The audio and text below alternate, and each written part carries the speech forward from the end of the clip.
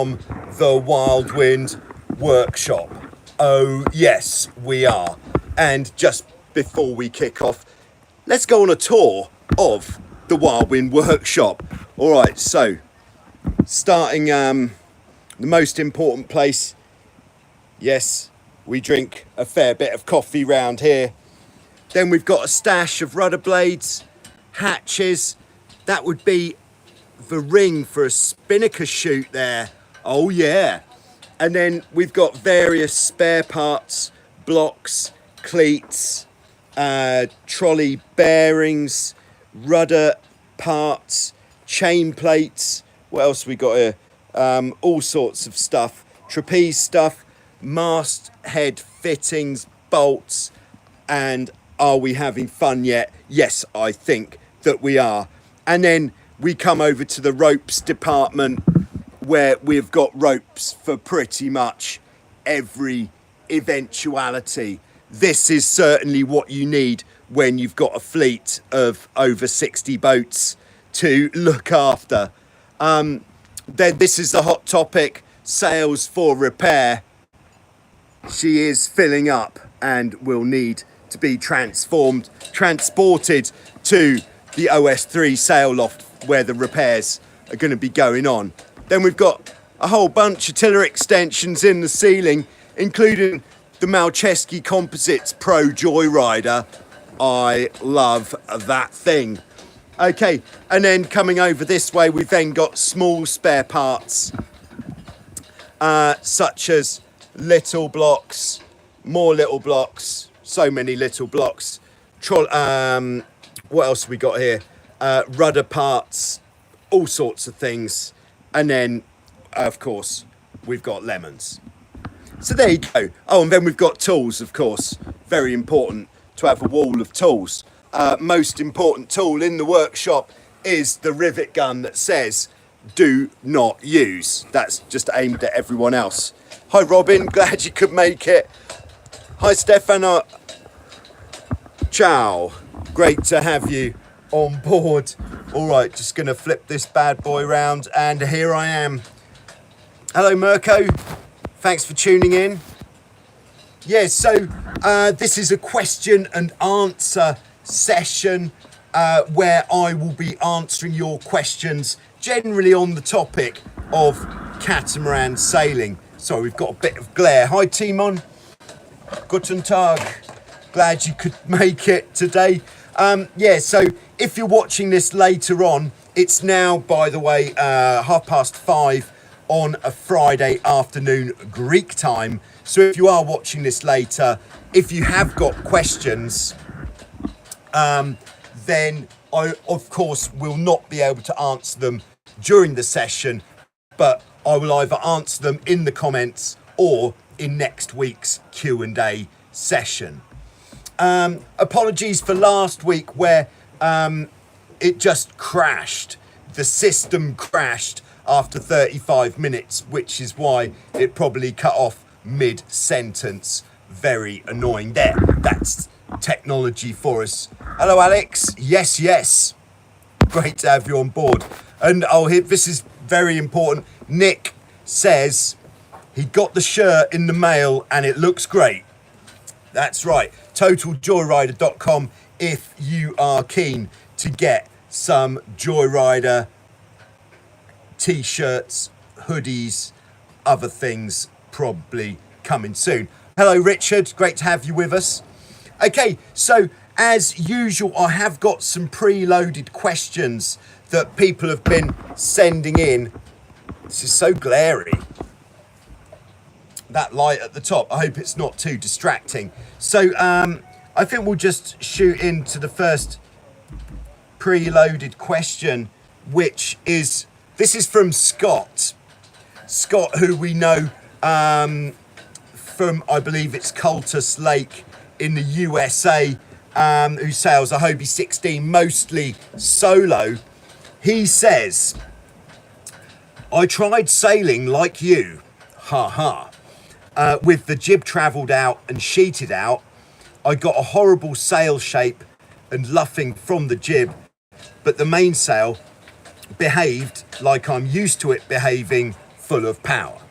Seems reasonable. I reverted back to travelling in and sheeting in the jib and was back to sailing the way that I'm accustomed to. Can you help me get a better jib sail performance to sail the way you set your jib? Okay, let's draw a picture. Okay, here we are.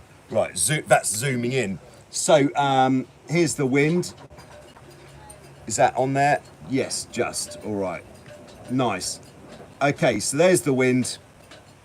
And then what we'd be doing is, let's say we're sailing on a close reach, which would be kind of like this. There's our boat. So a close reach is halfway between close hauled, which would be like this direction, and a beam reach. So we're calling this a close reach. I think that is valuable information. So if we're just having our mainsail position as standard, which is going to be like this, let's say it's like this anyway. All right, so the mainsail is set. So two ways that we can set the jib, or there's a number of different ways. So the way that Scott is used to sailing, he says he has his jib traveller set inboard with the sheet tight, which is going to give him, so the first thing is sheet tension on the jib. If your sheet is tight, it's going to give you a much flatter sail. A flatter sail is going to be most effective when you're sailing upwind. When you're reaching, you might want a little bit more power out of the jib, so at least easing it a little bit is going to put a bit more curve into the sail. So generally speaking, a flat sail is less powerful than a sail with a lot of curve, but a flat sail will also give you less drag. So for upwind sailing, the flat sail is definitely what you're looking for. Whereas for reaching, if you're going for speed, you want a bit more curve in the sail. So just easing a little bit of sheet is going to give you a bit more power in the sail.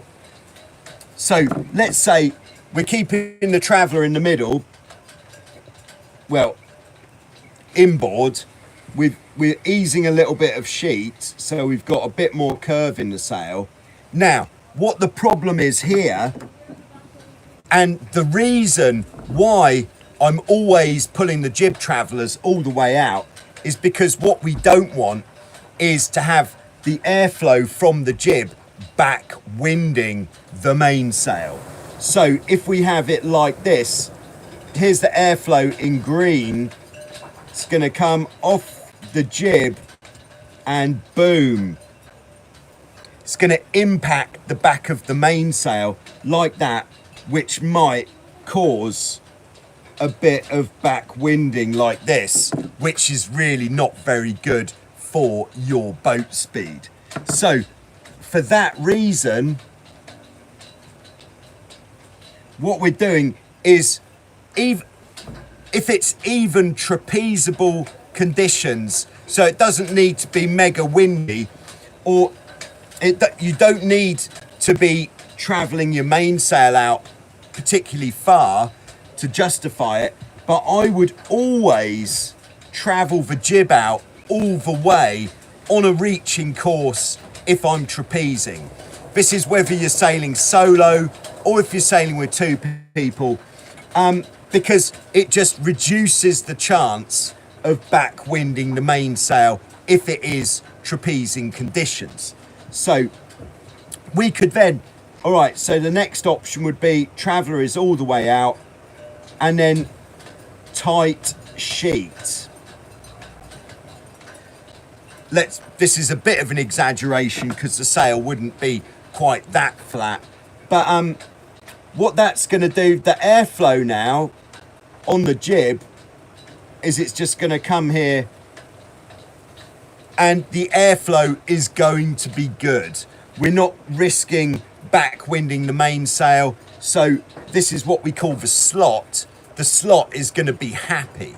We want a happy slot. Everybody thinks so. Oh yes. Okay, so that is good, but what we can do to make it even better if we want to go faster is we can just ease the jib sheet a little bit. Ready to ease it, and then what that's going to do is we're going to get more shape in the jib, which is going to give us more power, more drive, and we're going to be going faster. So the reason in a lot of the videos I'm sailing with the jib really, really loose and perhaps even flapping, it is a horrible sail shape, doesn't look good, and the reason why I'm doing that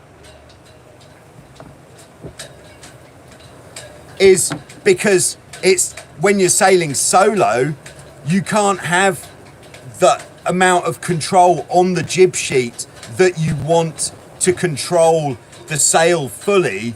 So instead, which means that if you did have the sail sheeted to its most optimal setting when you're sailing solo, and perhaps you get a monster gust, you let off all the main sheet, but there's still enough in that gust for the jib to pull you over, then you are doomed. However, by having the jib a bit looser, that means the jib is not going to pull you over, and that is the reason why I'm sailing with the jib flapping a lot of the time if I'm sailing solo. So there you go. I hope that gives you a little bit of an insight. You could come in if you want, Max. That's cool. There's just a catch on this side. Okay, I've actually got a live studio audience today. We've had Max here this last 2 weeks, who is a regular contributor to the question and answer, and he's actually here in real life. How cool is that? We've been doing some very fast sailing, and Max is currently at the top of the 2021 Vasiliki leaderboard. Very exciting, I think you'll find. So there we go, Scott. I hope that helps. Can I get rid of that? Yes, I can. All right, lovely. Let's just scroll back, see who's checking in. And we've got William. All right. Hey, Joe, I've seen your bent mast video. Does it take more weight force to get my comp tip mast straighter? It's better than it was, but not quite straight. Yeah, I'm assuming that if you've got a bent mast with the comp tip, see, because we've got the whiteboard, it means we have to draw the pictures. Yeah, so I'm assuming that the bend is in the aluminium section of the mast and not in the composite part of the mast. So let's just go two-tone here. So let's go aluminium in blue. Just checking it's on the screen. And the composite part in green. So if the bend in the mast is in the aluminium section, then what we want to do is not actually have the composite part of the mast taking any weight while we're going for the straightening kind of action. So what we would want to do is put our supports so that we've got, there we go, this is like a stool or a bench or something, and then we'll put the other one here, and then we'll find where the center of the bend is on the mast. So let's say the center of the bend is here, by looking down it with your eyeball. A good idea to put some padding on whatever you're using to support the mast just to make sure you're not going to put a crease in the mast when you're trying to straighten it. So I would generally use an old car tyre, or a buoyancy aid would be very good. If you've got two buoyancy aids, put a buoyancy aid under both parts which are supporting the mast. Then it is going to take more weight because you've got a shorter section. So it might take two people kind of giving this part of the mast CPR, pushing down, and then every couple of, every 15 seconds or something, just stepping back, having another look, seeing how the mast is going. Because what we don't want to do when we're straightening a mast is to straighten it, go beyond straight and actually go the other way, because then we're going to end up with a mast kind of like an S shape, which nobody wants that. Oh no, oh no. So there you go. I think Robin just said something about on the topic. I haven't been able to get my comp tip mast straight either, even with two people's weight on it, so I just live with it. Yeah, so the problem with having a bent mast, when you're sailing, you might not even notice, but unless you do notice the problem, and that problem is generally that the mast won't rotate properly if your mast is bent. If the mast has rotated correctly, even if it's bent, the pressure in the sail will actually make the mast bend into its kind of new normal position, so you won't even notice. But the problem is that it won't rotate sometimes. So if two people aren't enough, you might have to recruit a third person. Yeah. And then kind of bounce it. You've seen the video, so you know the action. Yeah, so there we go. How's your mast, Max? Straight? Pretty straight still. Hope it stays like it is. Yeah, cool. Honest. Max's mast is straight. What are you sailing more, the Taipan or the Dart 15? Taipan, for sure. And the Taipan is a 16? It's a 16 fully rigged with Gennaker, jib and mainsail, and 34 square meters on a 16. Whoa. Yep. So Max is sailing a Taipan 16-foot boat. It's one of the earlier F-16s, I believe. 102 kilos fully rigged. Oh my word. And I think Max has been promising us some pictures to show us your cat when he gets back to Germany.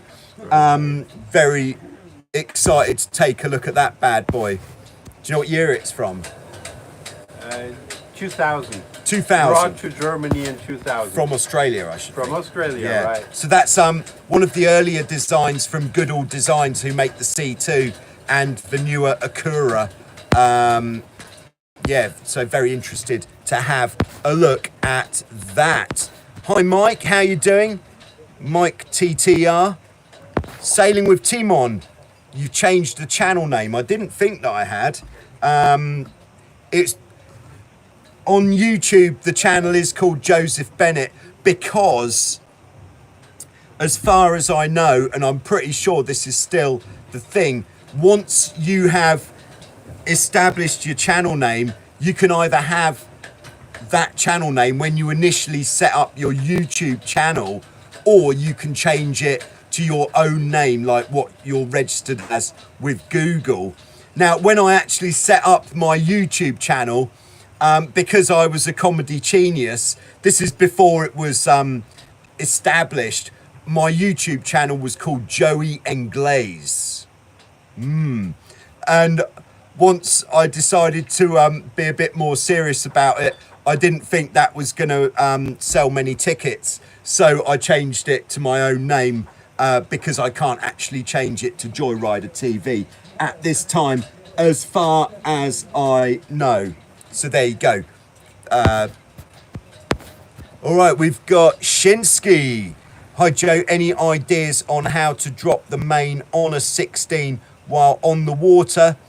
I sail at a lake and have to get into a small marina, which can be tricky in heavy winds when the wind is onshore. Yeah, okay, so I'm going to make a video on this actually, because I think it is a very good question, and it deserves a full video answer, which we can do, that's for sure.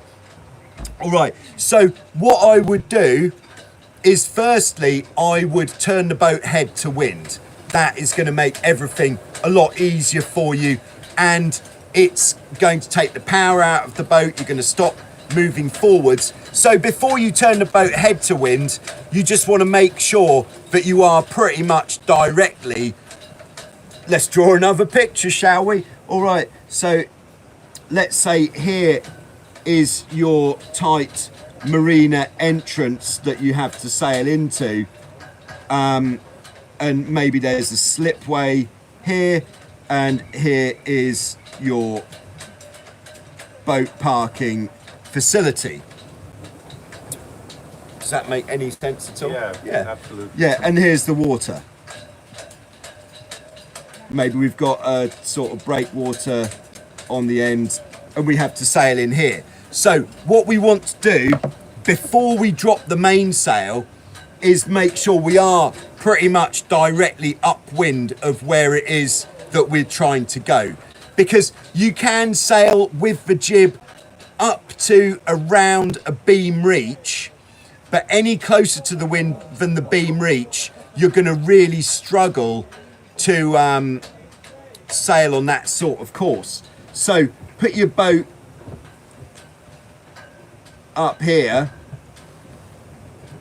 and then once you've got the boat head to wind up there, this distance wants to be a bit larger, by the way, then untie your main halyard, make sure that your downhaul is loose, and you could take the downhaul off completely, and then you just might need to put 1 foot onto the bow of the boat, and then taking your arm out wide with the halyard, you kind of want to flick it, and that should be enough to unclip the main halyard on the 16. Once it's unclipped, pull the sail down, of course making sure it doesn't fly away. If you've got the time and the space to do it, roll the sail up so it doesn't get in the way, and then there you are, job done. And that's a job you don't have to do when you get in, and it does look very seaman-like when you're coming back in. The other option you could use when you are coming into this tight marina entrance, if the wind is blowing directly into this channel, is turn your boat head to wind quite close to the entrance. This will work better if you're sailing with 2 people. Then I like to use all the colours. I stopped using the red one. I stopped using the red one because it was kind of staining the board. I think you need to know that. That's very useful. And then once you've turned head to wind here, get your rudders up, and then 1 person on each bow, and just bring her in backwards with the sails up. Very nice indeed. That will add you some points for style, but it perhaps is a little bit more high risk, and you won't have much choice of steering there. So if it's a wider entrance, that could be a good option. This is also, if the wind was blowing offshore, that is how I would go for getting out with the offshore wind. Otherwise, you'd have to hoist your mainsail once you're out, and that could be quite tricky. Hi, Scott. I answered your question about the jib first, so you'll have to watch that afterwards, after it's been uploaded. All right, so there we go. I can't even remember who asked this question because it was quite a detailed answer. I think you'll find. Oh, that was Shinsky. Yeah, so I hope that helps. I could put that on a t-shirt, I reckon. All right, Mirko. Mirko's got to go. All right, see you, Mirko. Thanks for tuning in anyway. Hi, Siren. Great to have you on board. Hello, Toot in Texas. Hello, Kurosh is in Dubai, I believe. Hello, Robin. Oh, we already said hello to Robin. Robin in Florida. Oh, Colin. Don't know where Colin is. What is the best way to find small leaks in the hulls? Okay, this is it's quite a tough one. The first thing to do is just check for anything obvious. Right, I'm just going to get something. Because we're in the workshop, we can do this sort of thing.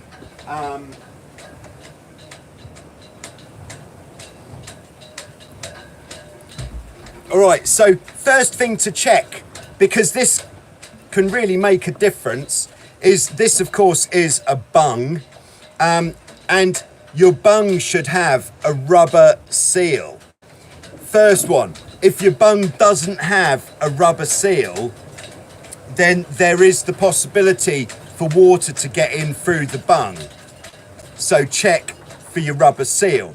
Second thing is, a lot of the time, if you're sailing from a sandy beach, you might get bits of, if you've taken your bung out on the sandy beach and you've got sand on the rubber seal or on the thread of the bung, then there is a possibility that that sand is going to stop it from sealing correctly. So check the easy stuff first, and the bungs are definitely easy to check. So check that first. Then next one, what would we check next? Yeah, then it gets a bit more involved. So what we would do, I'm not going to go and look for one, is we would use a special bung that we've actually converted. We've got a bung which has got a hole in it. This is pretty advanced. It's got a hole in it which will accept a pump. Okay, so we put that bung into the back of the boat. We would then cover all of the fittings of the hulls. So a typical place, if it's the fittings for it to leak, would be like the rudder fittings, or perhaps the beams, the beam fittings. If it's a 16 or a 14, perhaps around the pylons. And then we would cover those in soapy water, like if you're checking a bicycle inner tube for a puncture. And then we would pump air into the hull, science, and we would look for little bubbles in the soapy water, and that will give us the clue of where to look for your escaping air. There we are. If you've got a boat which has got hatches, such as a Hobie Tiger, for example, check your hatches. If you've capsized the boat, if you've got a boat with hatches and you've capsized, it is quite normal for the boat to, hey, Ollie Smith's here, woo! Finished a hard day on the beach. It's tough. Yeah, so check your hatches. The hatches, we're in the workshop. I'm going to get a hatch. This is the joy of being in the workshop, man. Right. Yeah. All right.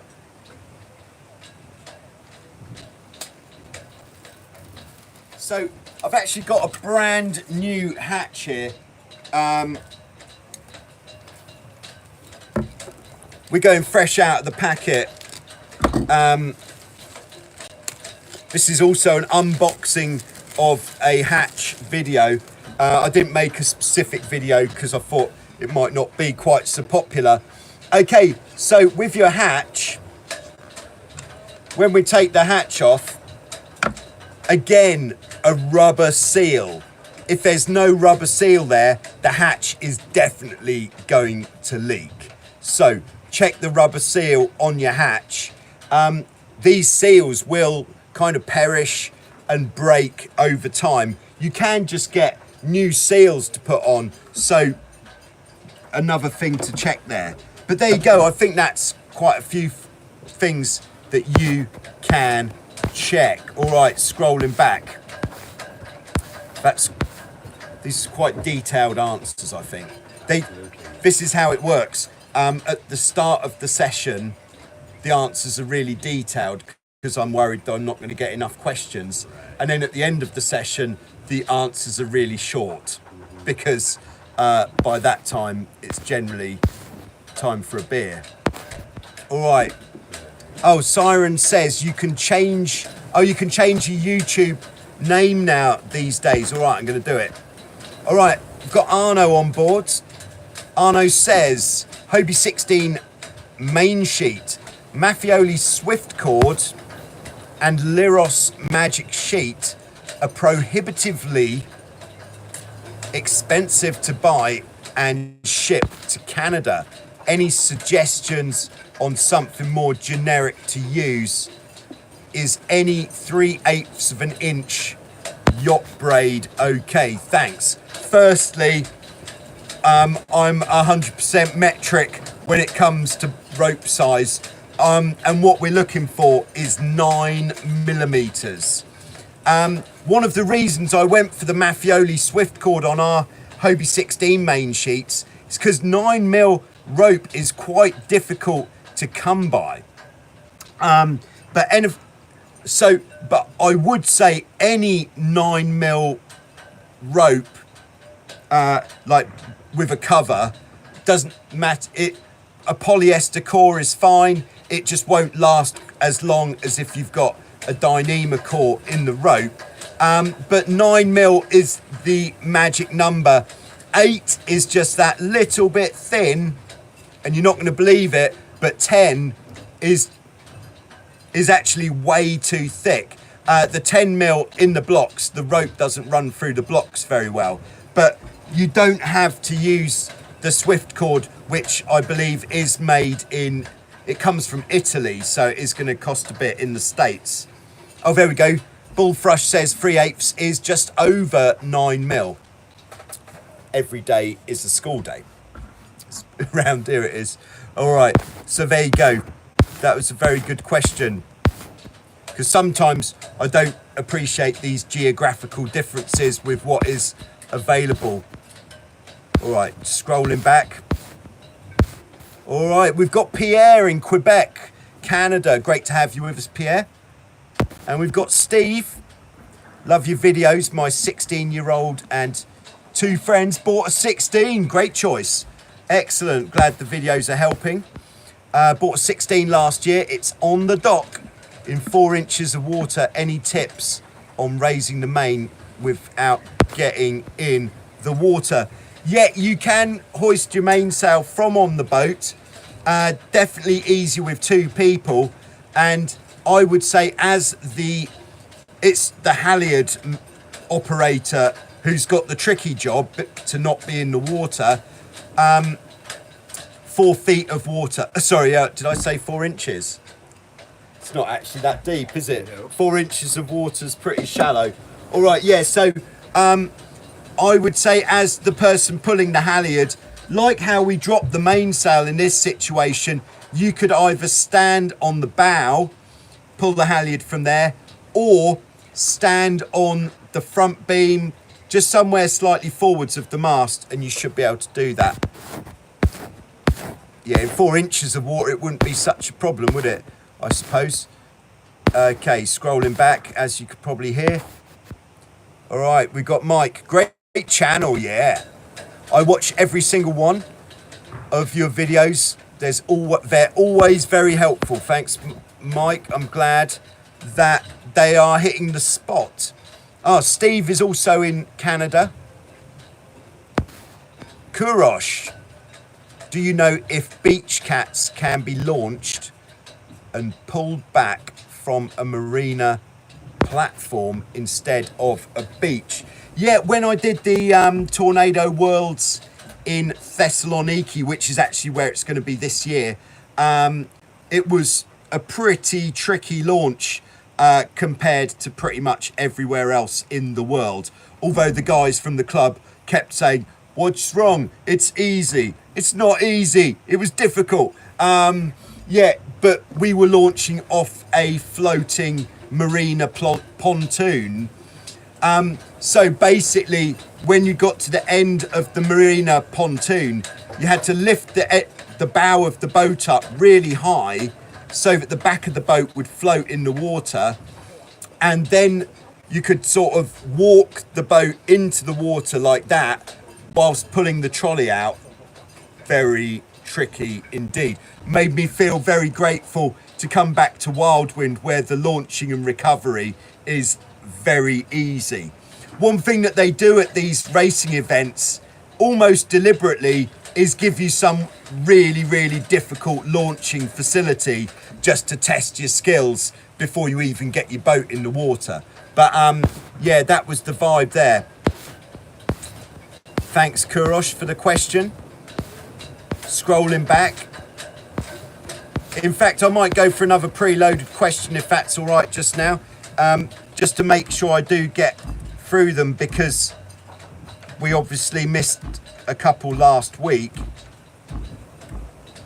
All right, this next one is from DW235. Ah, very good. He says, I'm assuming it's a he. I suppose it's quite presumptuous to think that. This is following the video on helming on the trapeze, the one that I made recently. He says, is it different for a boat where the trampoline is flush with the hull, such as a Hobie 18? Yeah, so the video was, of course, I'm assuming you've all seen it. The video was on a Hobie 16. I think we know what it looks like, but I'm going to draw it anyway, because I can. So on the 16, we've got the raised trampoline.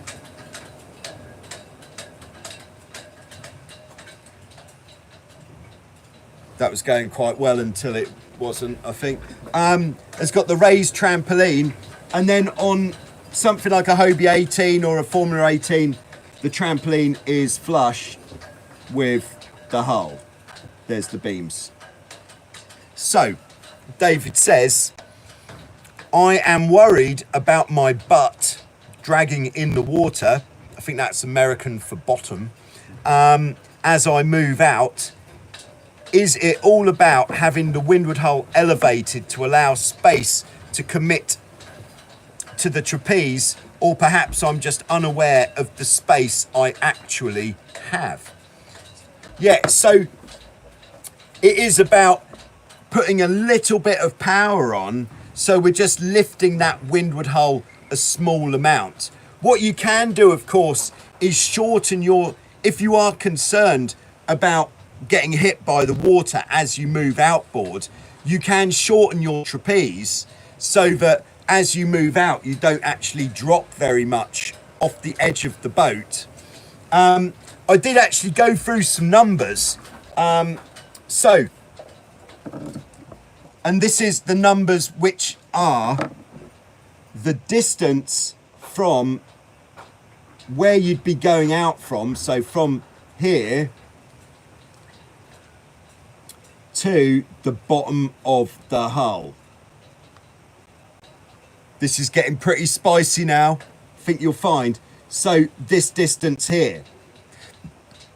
Although I've got these distances, they're not completely accurate, because of course on a 16 you haven't got very much volume at all at the bottom of the hull, so the hull is going to sink more into the water unless you have got a bit of power to lift that hull up a bit.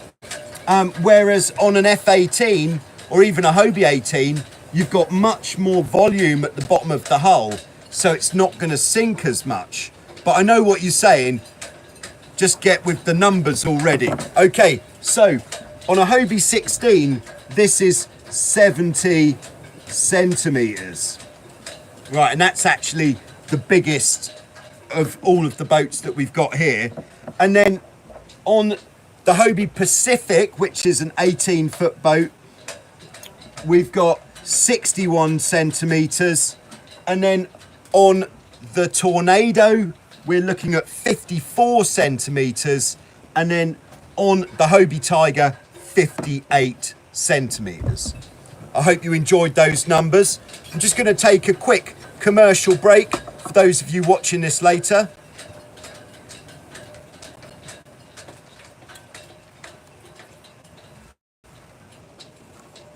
Very good. Thanks very much. Welcome back. See, so I say we're taking a commercial break, and then when I edit the video on YouTube later, I put an ad break in there, because I think the people who are watching later, they can cope with an advert.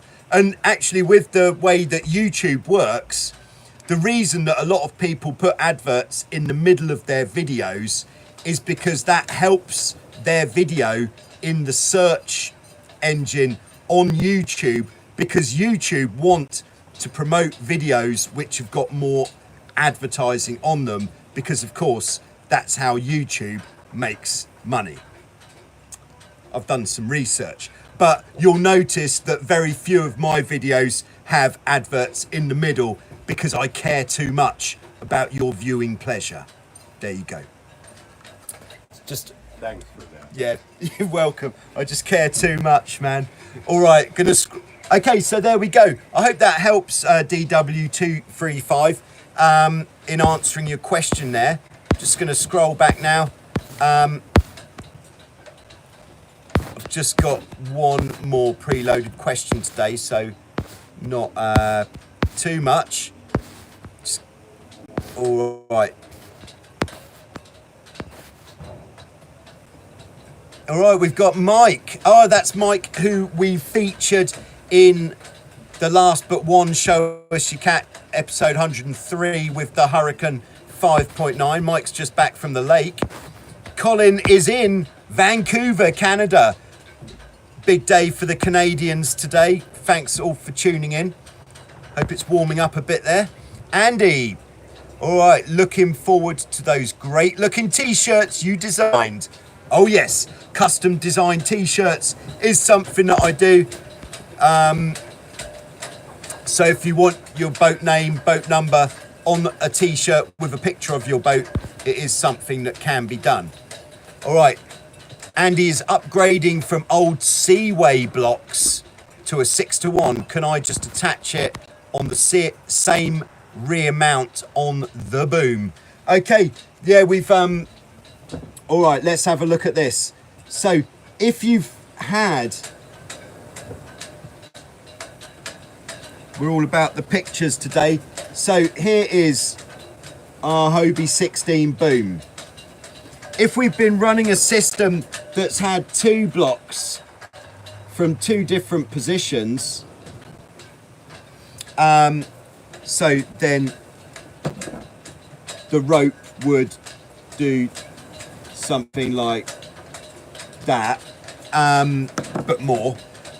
So if we've had a system like this, and we've decided to go for a straight 6-to-1, like the ones that I use that you'll have seen in all of the videos, unfortunately, it doesn't work to just use one of the existing points on the boom, because what we're looking at is where the average of this pull is from, because this is pulling from here and here, which means that we're actually pulling from here. Makes sense to me anyway. And so for two reasons, if you're changing your block configuration, you want to move where your hanger is on the boom. One reason is because I'm sure there's a bit of science in your leech tension in where that is pulling from, but also if we mount the block here, what that is going to do is it's going to radically alter your cleating angle, because with our cleating angle would be like this. If we take this out of the equation, then our cleating angle is going to be like really high, which means when we sheet in, we're not actually going to be able to put that in the cleat. So it is a very good idea to move the bracket on the boom to exactly halfway between those two brackets if you are changing your main sheet configuration. There you go. Good question. All right, scrolling back. Andy is also in Vancouver. Oh my goodness, it's like we've gone to Canada today. All right, Bullfrush, hello. I think we said hello already, but hello again. Flups, Darups, hello. All right, there's an endorsement for Whirlwind Sails from Toot. We have been hearing great things about Whirlwind Sails.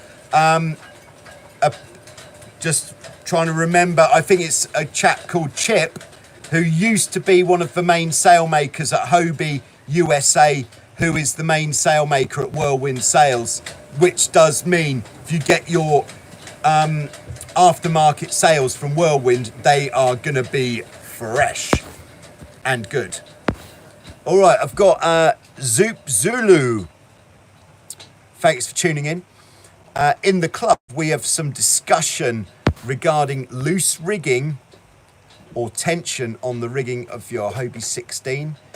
Adjust your side rigging accordingly. Your forestay every time. Your opinion. Okay, yeah, so we have had a bit of this out here of late because the founder of Wildwind was out here last week doing some training for the European Championships. Okay.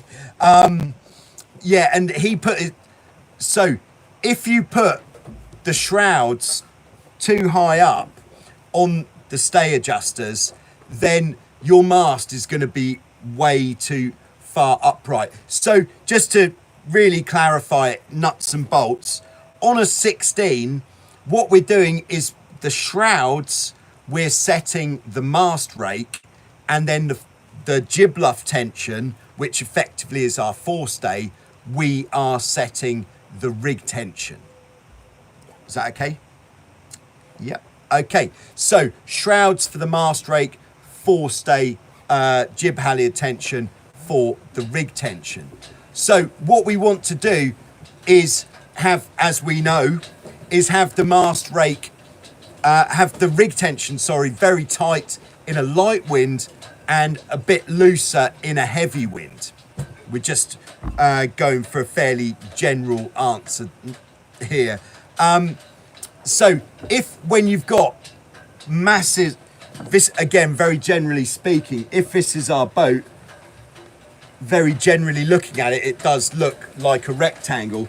If this is our boat, when we've pulled the rig tension on tight, if the mast is absolutely straight up, pretty much 90 degrees to the boat, then that means that the shrouds are too high up. We haven't got enough mast rake on the boat. So we need to move the shrouds down to make sure that we have got some mast rake. If we haven't got any mast rake, the boat is going to sail upwind very badly. It's not going to point very high upwind, and it's not going to go very fast. So some mast rake is what you want. Check out the mast rake videos for more information on that topic. All right, we're now at 48 minutes. So if we could have no further questions, please, because we're at 48 minutes. And I've got one more preloaded question, which is really going to test me because it's a tricky one. I know what it is already. All right. Kurosh, yeah, great Canadian contingent today from the west and east coast. All right, we've got Diomade Desmond. Any advice for hoisting a main without a main halyard? Oh, yeah, because I've heard about this already before. On the A-class catamaran, you don't actually have a main halyard. The method, as far as I know that I think I saw that Kai is watching. Kai sails an A-class, so he might be able to give us a little insight here. But as far as I know, with the A-class, no main halyard, just take a hand either side of the sail and just push it up the mast. Has your Taipan got a main halyard? Yes, indeed.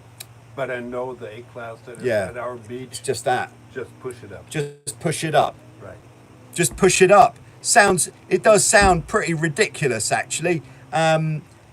but it obviously works because that's what everybody does. Just that. It must be quite a stiff sail and quite a giving mast track. Yeah, if I've said it before, but if you are finding it hard putting your sail up, whether it's a push it up or pull it with a halyard, getting the front edge of the sail wet, so getting the bolt rope of the sail wet just with fresh water, or if you haven't got any fresh water, even, this may be controversial, if you're sailing at the sea, go and dip it in the sea, and before it dries, pull the sail up the mast track. It's going to make it much easier than a dry sail, especially if you dipped your... Yeah, so if you dipped the front edge of your sail in the sea and that's dried, you're then going to have salt on the front edge, which is going to make it really hard to pull up. But if it is wet, it will be easier because you've got these little... I'm not a scientist, but I think water is like this little... I think these things are called molecules. Could be. Yeah, we're all about science today. And these little molecules will act like little ball bearings on the luff of your sail, making it easier to pull it up. I don't actually think you need to invest in any silicone lubricant or anything fancy. That's just people trying to sell you stuff that you don't need, in my opinion. Just my opinion. And, you know, some of these companies, they're going to lose billions now. Share prices are going to go down. Like when Ronaldo said, drink water instead of Coke. Apparently that did something to the share price of Coca-Cola. Don't use Coca-Cola on the luff of your sail. There we go. Toot says, I attached an electric winch on my roll bar of my Jeep. Nice, sounds good. It pulls the mast on my 17 and getaway up solo. I think, Toot, you've got to show us that for show us your car. Show us your car, show us your cat. I think we all want to see that. Steve, oh, Toot did the same thing. There we go. Toot says, Steve Spears is smart. There we go. Right, who's this? Sailing with Tim on. I'm considering adding footstrap to each side of my cat. What do I have to do to pay attention when installing? Yeah, if you're going to be putting footstraps on your boat, you just need to... I wouldn't do it unless you've got hatches like this that you can access the inside of the boat with. If you've got like a Hobie 16 or something that doesn't have hatches, just to drill like self-tapping screws into the back of your boat just sounds pretty horrible, actually. I wouldn't do it. But if you are going to do it, use loads of sealant, because this could very easily... Oh, we've got an FX1. Yes, so he's got the hatches on there. Yeah, so, yeah, whatever way you're doing it, use lots of sealant around the bolt that you're putting through the hull to make sure, of course, that it's not going to leak. And then on the inside of the hull, you want to put something pretty big to spread the load of that, of the nut that's going to be pulling against your installment there. So you could just use washers, but I would go for something more. Get a piece of aluminium or even stainless steel or something, aluminium probably, and put that inside the hull to really spread the load of where you're putting that nut and bolt in. And then what you want to make sure is when helpful people are helping you with your boat, they don't try lifting the boat from the tow strap, the foot strap. Could be messy. All right, there you go. I hope that helps. All right. No further questions, please. We are... All right. Jonah, hi. How you doing? Any recommendations on if you can't see the VIN, let's call that serial number, like at all? I think that's the... yeah, vehicle identification number, I should think that is. Graphite, or should I sand down a little to see if I can't find the number? I've no idea of where it was previously painted. Yeah, that is a new question for me. I am guessing that you need to find out the serial number of your boat for insurance purposes, maybe, or registering the boat or something. Yeah, you could, what would you do, Max? Get a pencil, colour it in where you, yeah, it's tough on that. Yeah, the science department on the bench of that one. Perhaps what you could do is look up your type of boat, where it was built, and where the serial number should be on there. All I can help you with is Hobies that have come from Hobie Cat Europe. I'm sure you've seen before where the serial numbers are on those boats, just next to the rudder stock at the top on the transom. But the older American boats and perhaps the older European boats, the serial number might have been, if it's a 16 anyway, just behind the rear pylon.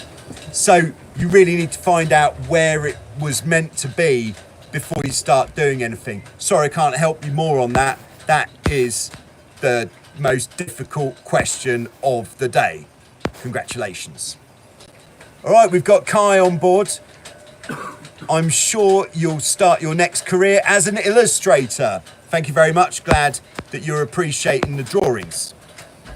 Sailing with Timon says, I love the Pacific because of the high volume of the hulls. Set my new speed record with it. Yeah, you'll see Timon, he's actually, I think, in third on the speed stick leaderboard with a speed of nearly 22 knots on the Hobie Pacific there.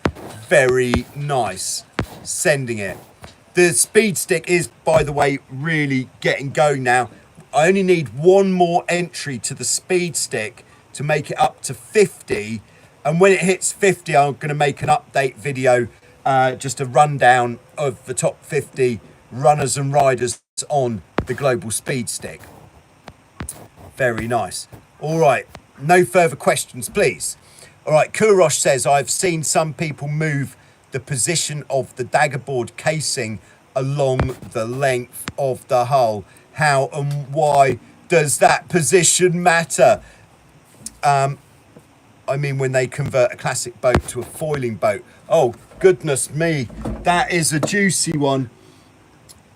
Yeah, it's probably something to do with the centre of effort against the centre of lateral resistance moving when you start foiling. Also, I think the foiling boats would generally have the daggerboard a bit further forwards.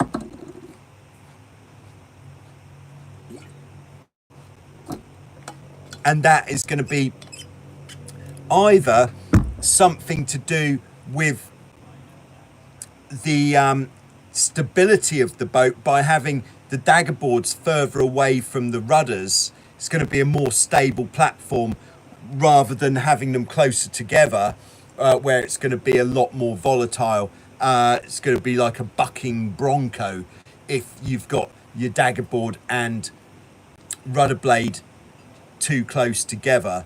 But it might be that the centre of effort is moving slightly, so to keep the boat balanced you need to move the daggerboard forwards. But if you're talking about the actual angle of the daggerboard, that is your kind of altitude control when foiling. Quick picture. I'm sure that's not what you're talking about, but I'm going to draw it anyway because I feel I'm a bit more informed with that. So there it is, straight down, and here's your foil, and that would just be kind of cruising. If you rake the daggerboard towards the front, that is gonna be like that with the foil, and that is gonna make you go up. And then, of course, if we have it going back, that is going to make you go down. There we go. All right, thanks very much, Kurosh. All right, Kyle. Hello from north of Toronto. It's just Canada. Canada. My goodness. Toot, Chip is the man. We've got Stefan. Hello from outside of the shed. Oh, yeah, there he is. All right. Kyle says silicon lube prices in shambles. Sell, sell, sell. Yes, Kyle, you're right. We've just killed it. All right. And we've got Giacomo Carly. Hi, how you doing? Great to have you on board. Right, I'm just going to go on to this last preloaded question and then we'll wrap this up because it's got to be about time for a drink. Right, this is a question from David. And in fact, Stefan from outside of the shed is going to be much better equipped to answer this question. He says, how would you go about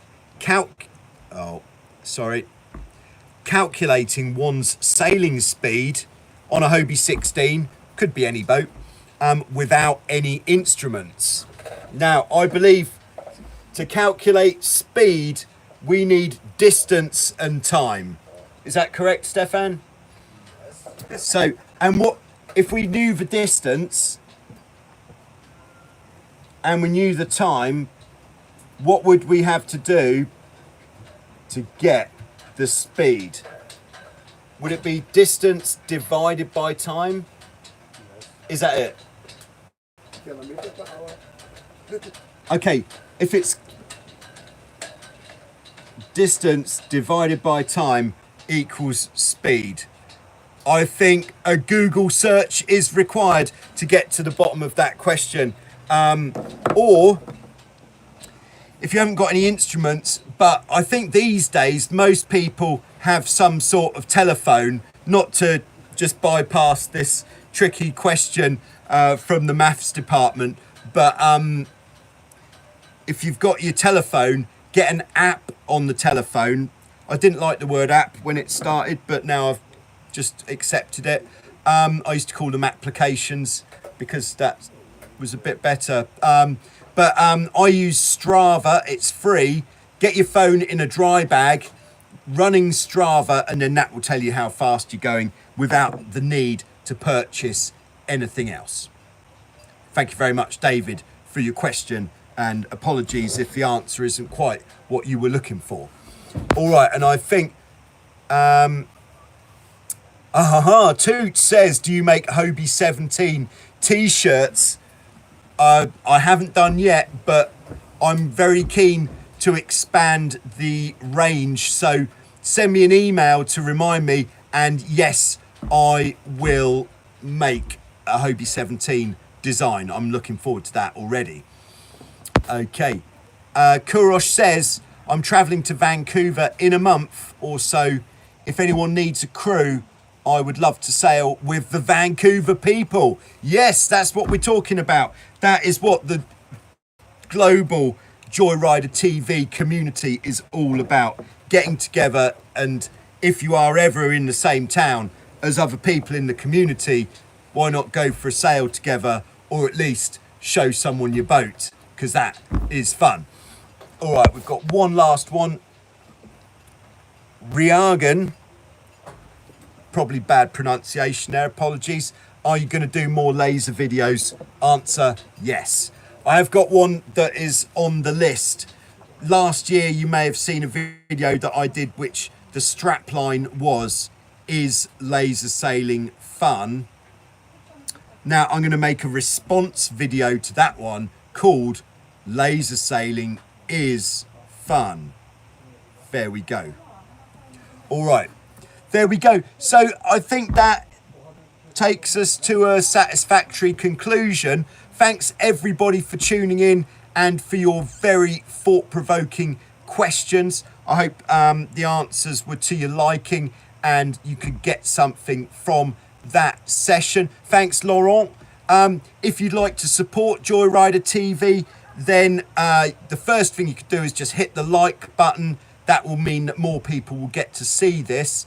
The next thing you could do is perhaps, like Toot is talking about, head over to totaljoyrider.com, pick yourself up a t-shirt or a hoodie if it's a bit chilly in Canada, or you could head over to Patreon and support the channel through Patreon. We are launching a new initiative in the coming weeks, which you will be made very clear of what it is at the time of the launch. But for now, I'm just going to keep you in suspense on that one.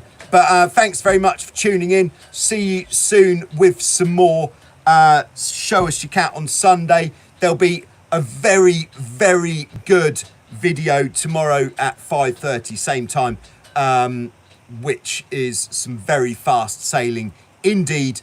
And there'll be more stuff coming all the time. So thanks very much, and we'll see you soon with some more.